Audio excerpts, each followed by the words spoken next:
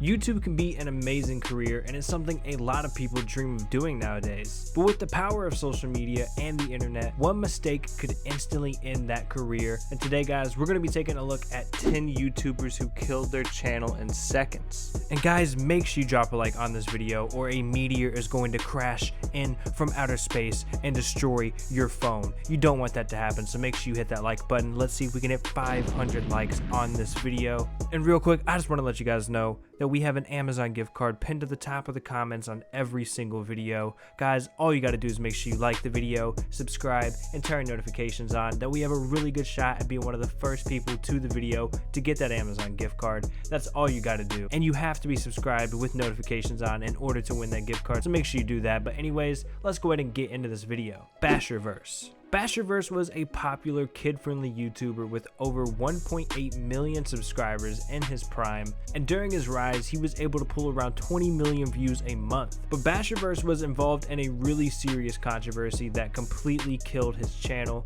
to the point of no return. And it all started when Basher decided to upload a video talking about how he was in a relationship with a 15-year-old girl while he was 18. And when Drama Alert picked up on this story, it became massive, and the entire community was calling him out for being a pedophile. After all of this drama, Basher decided a couple of different times to try, bring his channel back to life, to rebrand himself, to just do some different things. But at this point, it looks like he's completely given up on his YouTube channel. The channel is completely blacked out. It has no name. And this controversy pretty much killed his channel almost instantly. Toby Turner. Toby Turner was a massive YouTuber, multiple channels with millions of subscribers, pulling in tens of millions of views every month. But he was hit with a serious controversy that completely derailed his success. Toby was accused of abuse, rape, and using drugs. And this was a massive story last year. And of course, Toby said he never did any of these things that he was accused of.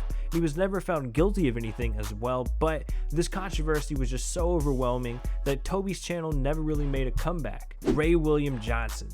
At one point in time, Raywilliamjohnson was the biggest channel on YouTube. He was dominating the game with his =3 show. He was also making funny music videos with Your Favorite Martian, and he also had vlogging channels like Breaking NYC. But Raywilliamjohnson had come to a point on YouTube where he'd pretty much done everything that he wanted to do. He accomplished everything that he could, and he decided that, it was time for him to move on. But he didn't want to end =3 with him leaving, so he decided to try and find a new host for the show. After going through a couple of different hosts, Ray did end up deciding that, he should just end the show altogether and stop posting videos. Now he has a sub count hidden on the channel, so you can't see how many subscribers that he has or that he had, and he only posts re-uploads of skits that he does on Facebook. Ray didn't suffer from, any serious controversy or anything like that, but he took it into his own hands to end the channel himself. Fred is another popular YouTuber that was on top of the YouTube game, at one point being the most popular channel on all of YouTube. He made videos as the character Fred with his signature high-pitched voice, and this channel led him to a lot of crazy opportunities, like having his own movies on Nickelodeon,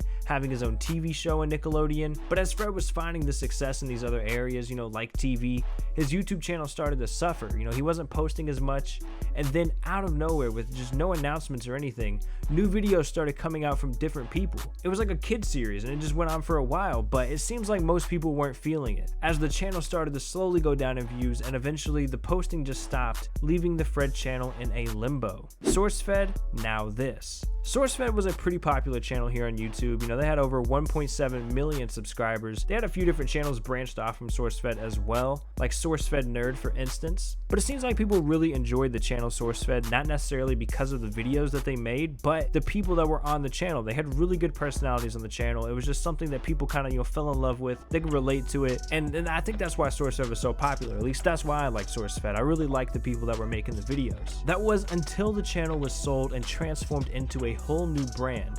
Now this. Sourcefed had to say goodbye, and of course, fans were really upset about this. And then the new brand, Now This, started uploading their own videos, killing that brand almost instantly. When you're a fan of something and then all of a sudden it completely changes with no real warning, and everyone tries to act like everything is the same, things are usually going to go poorly. It'd be like if somebody kidnapped PewDiePie, took over his channel, and just started posting their own videos. Obviously fans are going to notice, and they're going to be pissed off, and that's exactly what happened. Now This eventually realized that the best move for them was to create their own channels for this new show, but those channels haven't really caught on just yet. With the official Now This channel not posting in 4 months, and the other branches off of Now This having only 40,000 subscribers and 10,000 subscribers, it's going to be an uphill battle to get people to forgive what happened to Sourcefed.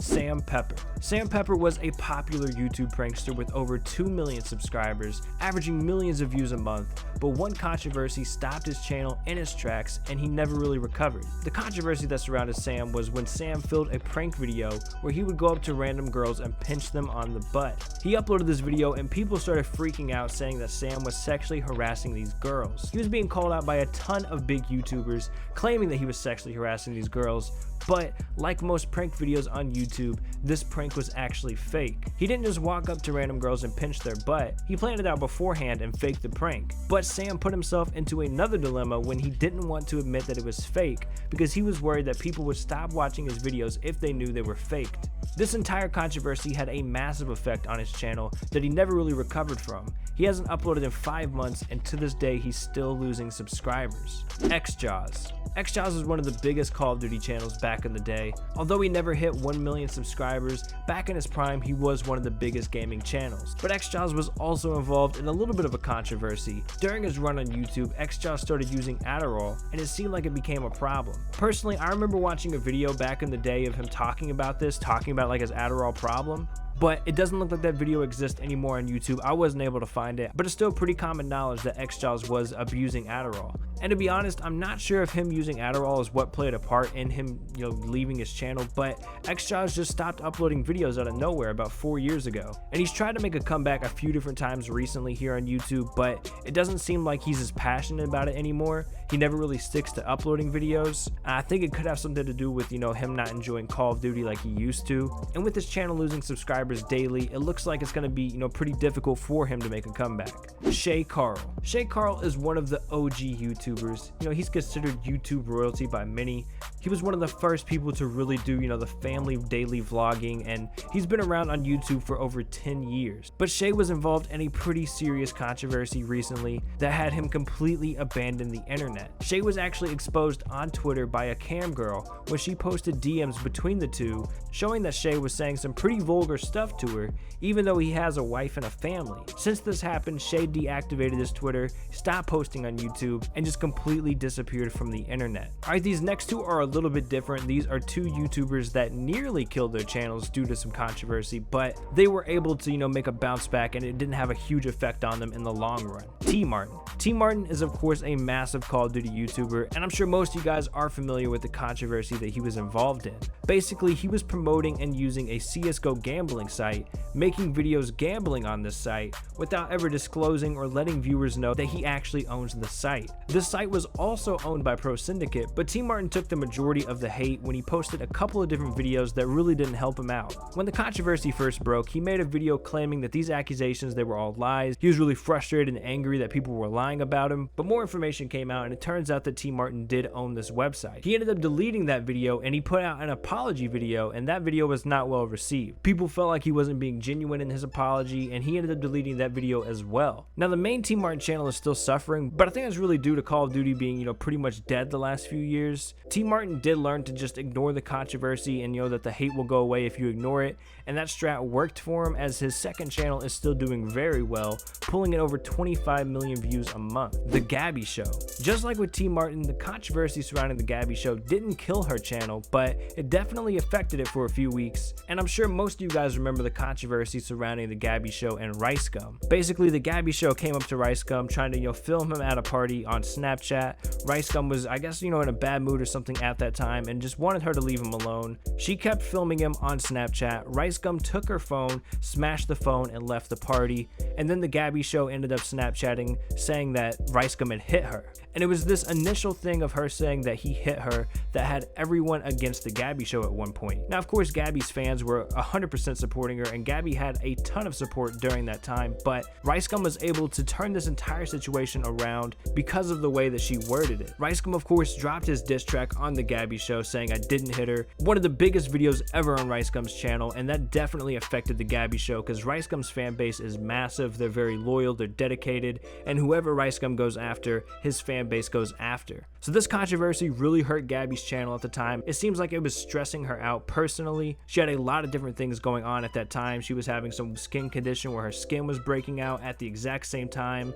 And I just wonder if that was due to like stress from all of the situation. Of course, I don't really know, but that's just kind of speculation. But Gabbie also learned to just ignore the controversy and not talk about it on her channel. She had posted a few videos about it, but she eventually just completely stopped talking about it. And of course, it all went away. Her channel is now pulling in over 30 million views a month and is doing just fine. Alright guys, but that's going to be the end of the video. Hopefully you all enjoyed it. If you did, make sure you hit that like button and subscribe. Make sure you turn those notifications on. It's been Extracted. We will catch you guys later.